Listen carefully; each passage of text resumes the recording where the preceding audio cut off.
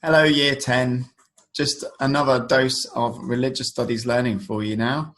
And we're doing lesson 3 in the Christian Practices unit, which is all about baptism. And yeah, so look forward to that. Basically, again, if you use the share link, you should be able to see the different resources that are here to do the lesson. There's a couple of videos and a PowerPoint and even a few scanned pages from the textbook, which will help you to do the lesson. And I'm just now going to share my screen with you to show you what the lesson's all about.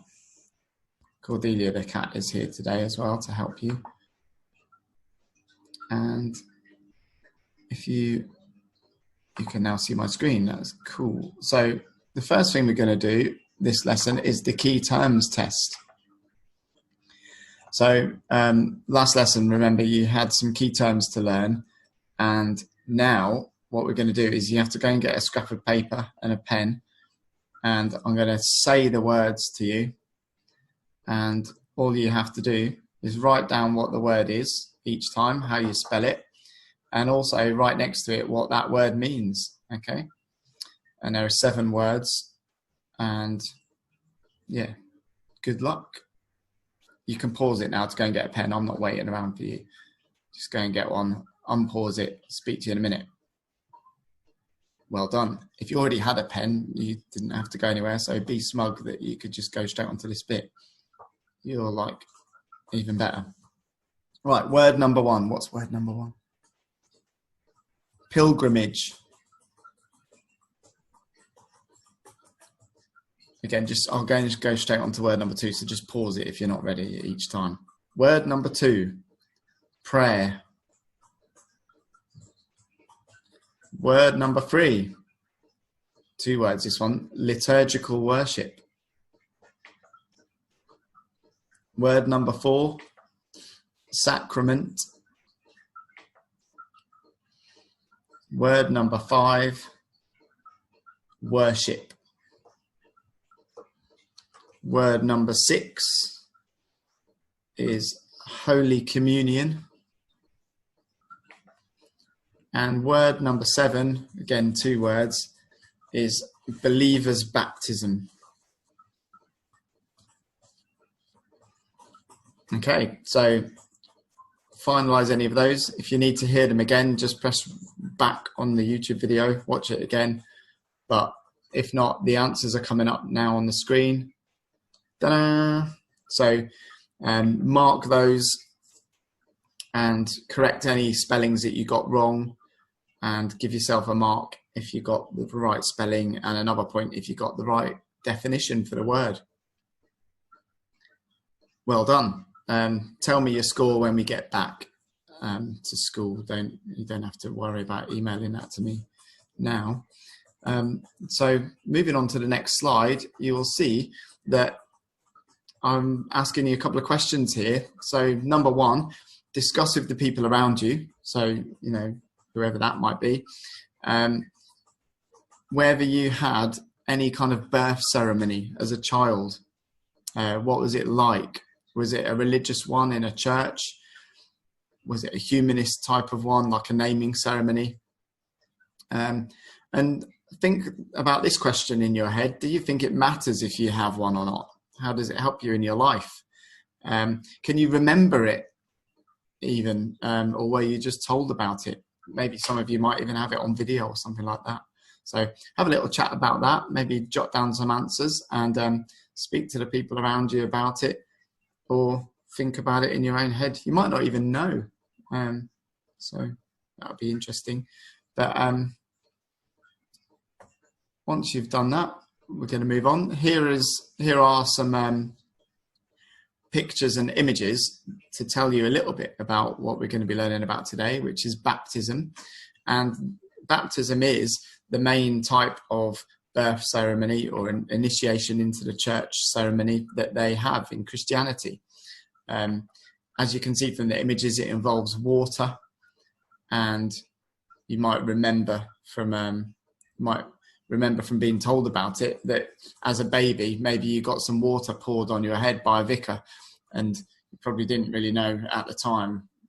Well, you definitely didn't know at the time what that was all about. And you probably don't really understand it that much now, because people tend not to talk about, these kinds of initiation ceremonies that much in the modern day, if they're not still involved in the church, for example. But for some other people, it might be a really important thing in their life. So that's what we're going to learn about today. And I'll go on to the next slide and show you that in Christianity, there are quite a few different sacraments. Hopefully you got that word right in the quiz just now. But the sacraments are kind of like outward actions to express inner spiritual truths. So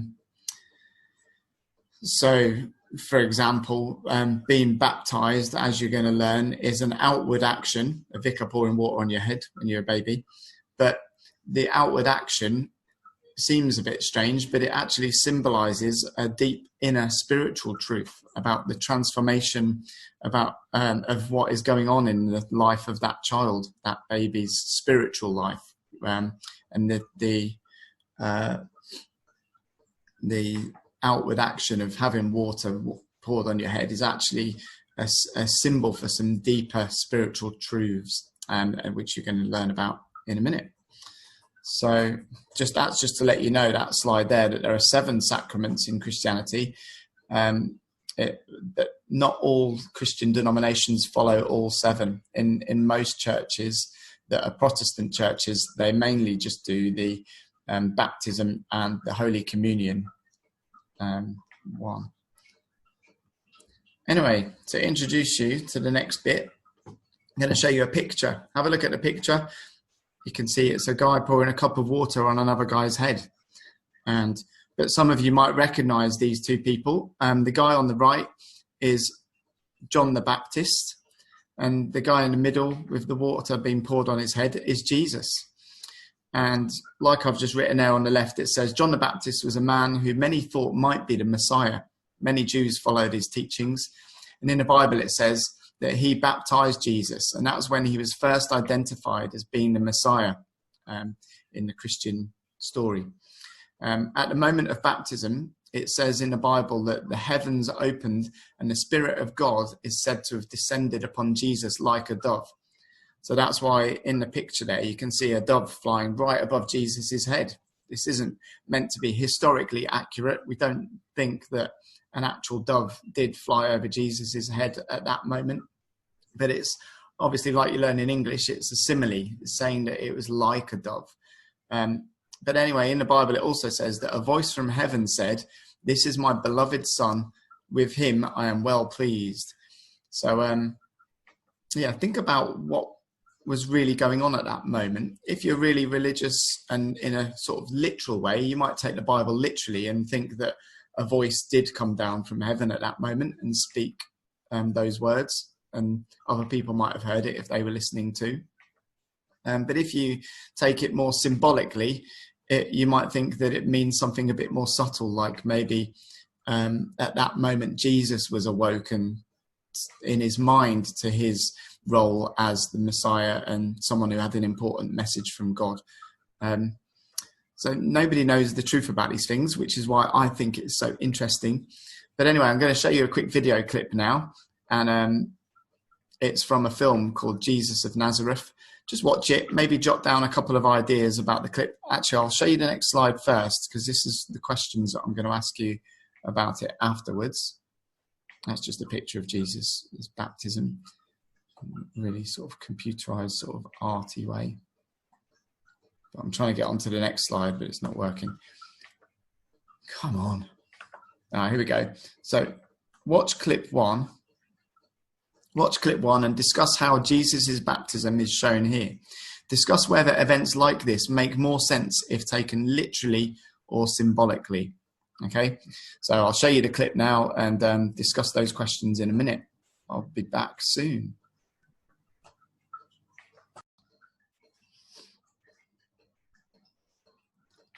Okay, hopefully you got some good notes written down from that clip. Wasn't the most exciting clip that you've probably seen recently, but there's quite a few things that you can understand from it about baptism and Jesus and Christianity and so on. So what have I written down? The first thing is, it's interesting that guy John the Baptist was baptizing people in the river. I think that's the River Jordan. Loads of people were queuing up for that, and you might think, well, why are they queuing up? Just to have water put on their head and being told that their sins are forgiven and that they that everything's going to be okay. Well, I guess the people at the time may not have even known why they do it. Ancient civilizations do stuff and they don't even know why it is. They realize it later on why they do things, but they do what they do, and then it might become apparent later. But there's something within humans definitely that means that we like to be cleansed. There's something about being clean that helps us to survive and become more successful, I suppose.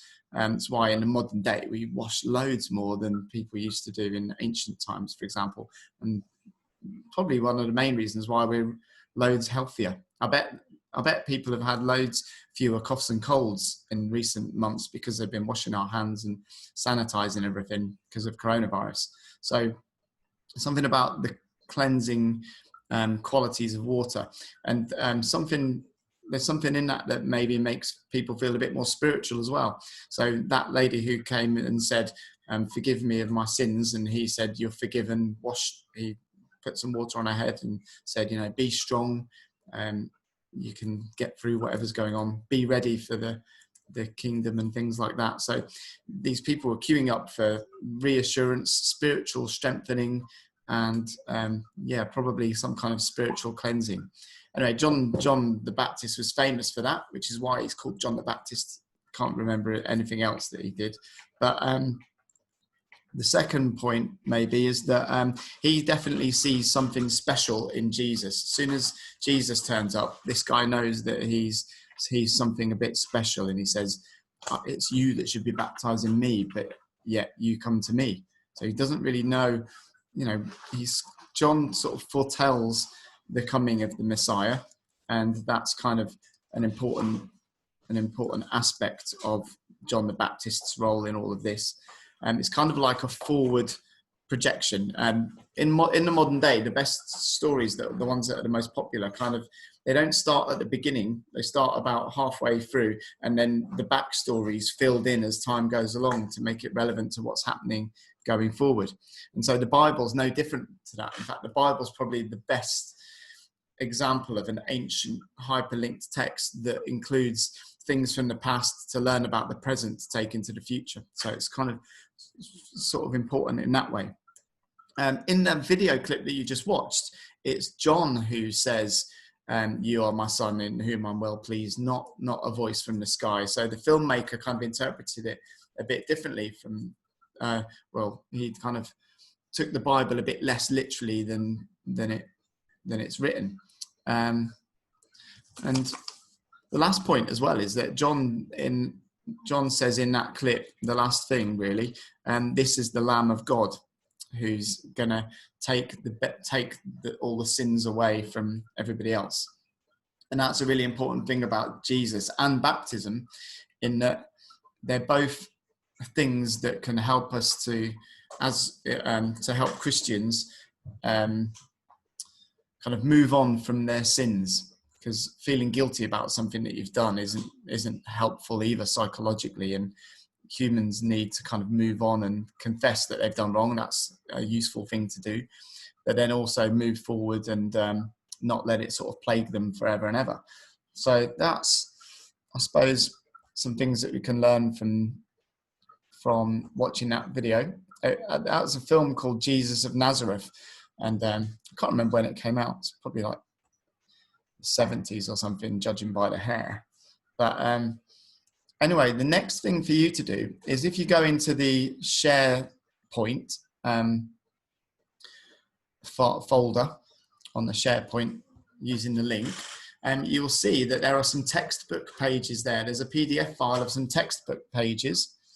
And if you could possibly now If you've got a printer and you print off the sheet that's in there as well, the one about baptism, then great. But if not, just make some notes on any bit of paper that you can find. But the main notes that you're looking for on the pages about baptism, I think it's like the 3rd page in of the document. But if you use this scaffold to structure your notes, so firstly, remind yourself what sacraments are. There's a box about baptism. What does it mean? Think of a quote. There's some quotes in the textbook there. What have we learned about Jesus's baptism? Maybe a couple of words based on what we've just talked about. And then you need to look at the difference in the textbook between believers' baptism and infant baptism.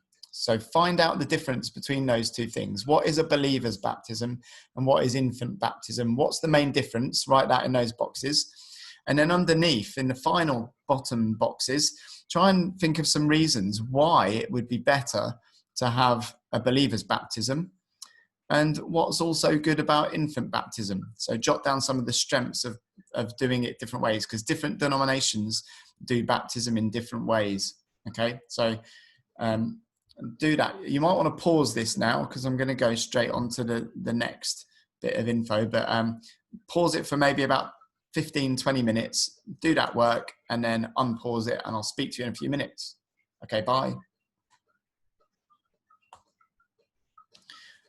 Okay, now that you're back and having filled in the notes, well done on those. I hope you actually did it and didn't just cheat and just let the video carry on. That was naughty. Pause it and go back and do that work if you did that. But now I'm going to introduce the second video clip to you, which is a sketchpad video about baptism, telling you all about baptism, what the deep spiritual significance of it is. It goes into loads of detail, so don't worry about remembering every single bit of the video. But as you do watch it, jot down again, maybe create a mind map of some of the most important spiritual aspects of baptism. What is it for? What's the main thing that it is about? Okay, and then pause this again. And then when you've done that, there's another clip about believers' baptism. So watch that as well, because that'll be helpful for the final activity that you've got to do.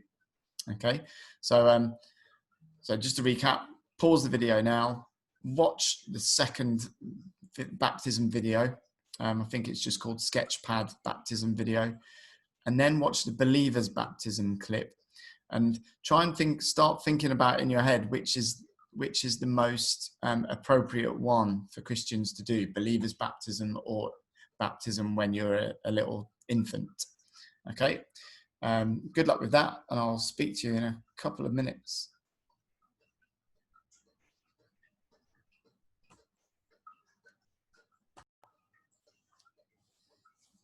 Hi, welcome back. I hope you found the Sketchpad video useful. I quite like that video because it's useful to understand how Christians find it really spiritually helpful to know in their heart that they've been forgiven for the things that they do wrong by God, and that Jesus was a kind of way for them to understand that.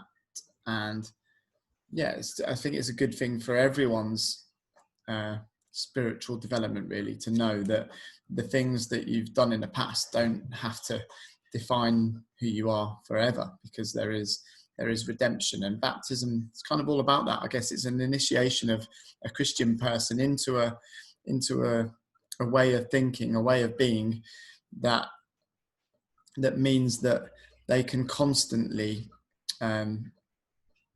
go through this cycle of sin, moving away from God, repentance, and accepting God's forgiveness, and then that leads to then atonement back to being with God again.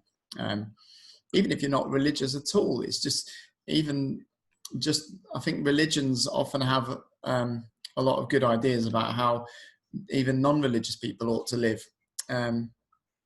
Again, if you think Buddhists buy into the same idea that you are your actions at the moment, and that bad actions obviously lead to bad consequences, but they shouldn't. The more you can build up good karma, then you can become good again. And I think that's what religion is largely about just trying to direct yourself into the direction of being as good as you can be. Anyway, so I'm going to share my screen again with you now, because there's a few more tasks that can help you to understand baptism a little bit better, hopefully even more. And oh, I forgot, I got you to watch the believer's baptism video. I think hopefully that helped you as well, because in a minute, when this thing works, come on. What I want you to do next is on the worksheet or on a bit of paper, depending on how you're working today.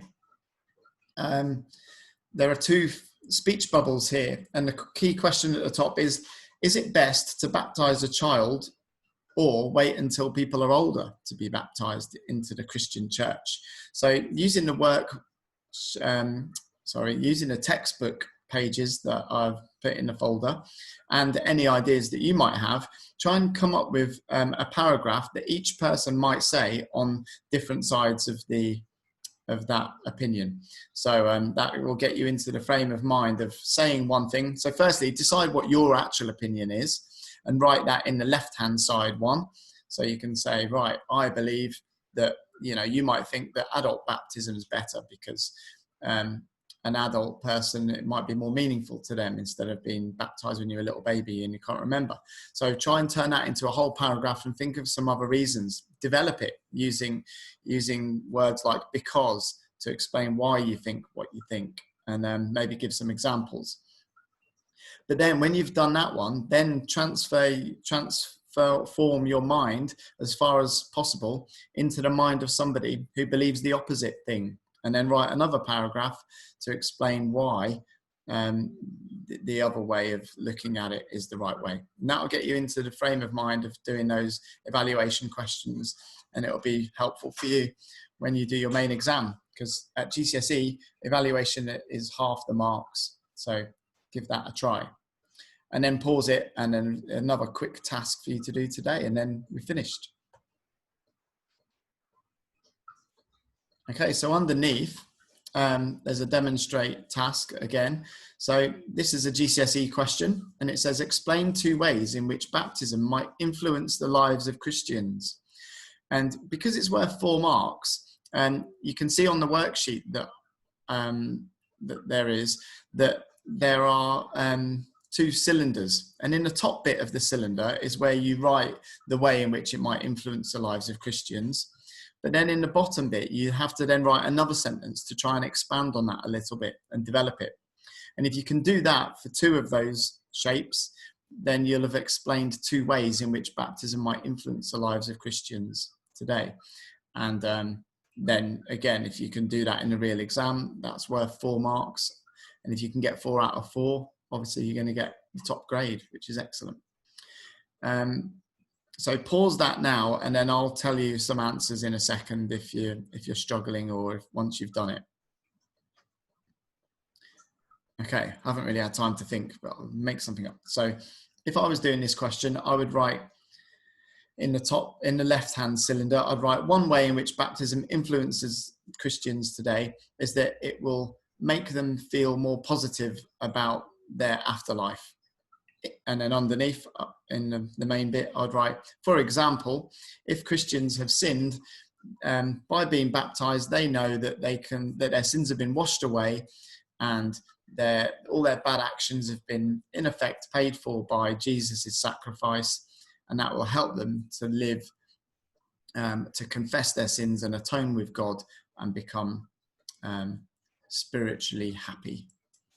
And then in the right hand one, I'd say, another way in which baptism influences the lives of Christians today is it makes them feel part of the church that they've been initiated into.